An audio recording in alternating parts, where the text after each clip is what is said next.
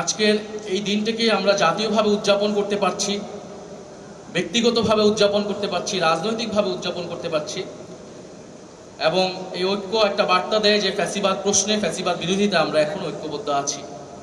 আমাদের এই ঐক্য সুদৃঢ় হবে যদি সত্যিকার অর্থে আমরা জবাবদিহিতামূলক গণতন্ত্র প্রতিষ্ঠায় বাংলাদেশ যে লড়াই করেছে সেই বাংলাদেশকে আমরা তৈরি করতে পারি,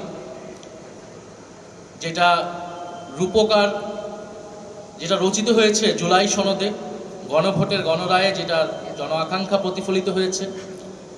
এবং ফ্যাসিবাদের বিচার, যারা গুম করেছে, যারা গণহত্যা চালিয়েছে তাদের বিচার নিষ্পন্ন করা, সংস্কার বাস্তবায়ন করার মধ্য দিয়ে আমরা এই গণ অভ্যুত্থান দিবস এবং শহীদদেরকে তাদের যে ঋণ, সেই ঋণ আমরা কিছুটা হলেও শোধ করতে পারব।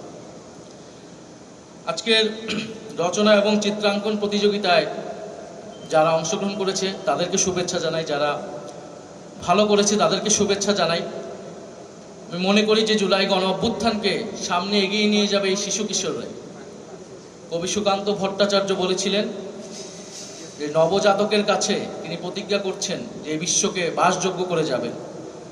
আমাদেরও সে দায়িত্ব।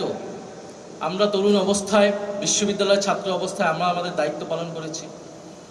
এখন এই শিশু কিশোরদেরকে দায়িত্বশীল হিসেবে গড়ে তোলা, বাংলাদেশের নেতৃত্ব হিসেবে গড়ে তোলা, যথাযথ নৈতিক মানবিক মূল্যবোধ সম্পন্ন নাগরিক হিসেবে গড়ে তোলা, এটা আমাদের সকলের দায়িত্ব।